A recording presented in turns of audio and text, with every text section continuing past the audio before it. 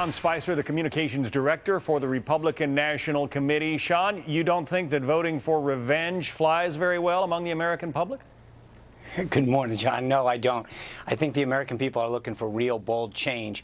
And the reason that we've been able to expand the number of battleground states in this election is because of the 3 I's: intensity, independence, and issues. On intensity, our base is fired up. They're enthusiastic, much more so than the Democratic base.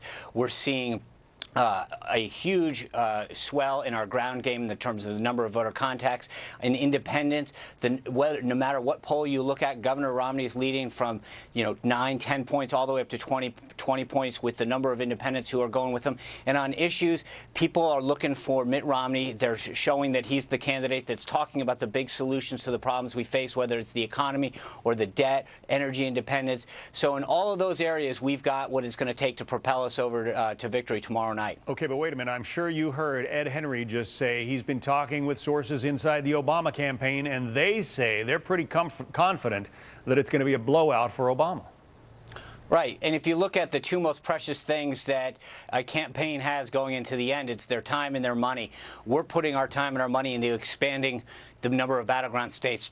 Minnesota, Wisconsin, Pennsylvania, New Hampshire, all states that Jim Messina said that were very safe Obama states a couple months ago. We're putting our time and energy into there because we're expanding the map, the number of states that are able to, that we think are in play. Whereas on the flip side, again, look at what Ed mentioned in terms of where they're spending their top surrogates to a place like Pennsylvania because they know it's close. They know Governor Romney's message is resonating there, and they're on defense in all of those states, whether it's Wisconsin, Minnesota, New Hampshire, Pennsylvania. They're the ones on defense. We're out there expanding the map. And again, you look at time and money, where we're putting ours and where they're putting theirs, it shows, it tells the whole story. Well, Democrats say that expanding the map is a sign of desperation on the part of Republicans. Pennsylvania, for instance, hasn't voted for a Republican president since 1988. You really think Pennsylvania's winnable?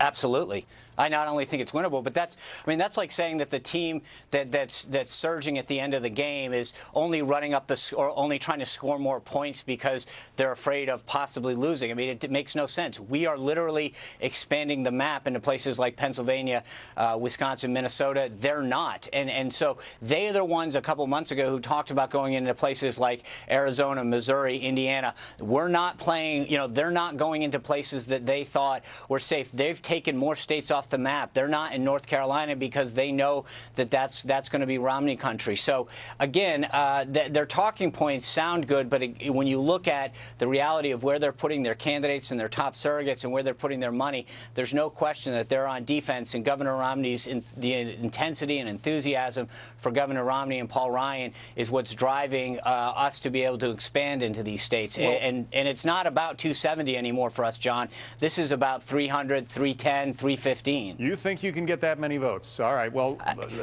John, I'll tell you, when you go out on the road and see some of the size of the crowds that are out there and these people that are waiting in the cold for hours on end just to hear and see Governor Romney or Paul Ryan, it's unbelievable. The enthusiasm that you see on the ground, the number of phone calls that people are willing to make or to go knock on their neighbors' doors, I've never seen anything like it. All right. We'll see what happens starting tomorrow.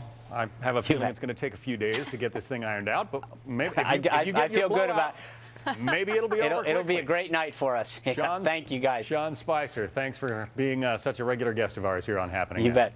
Keeping it fair and balanced coming up next.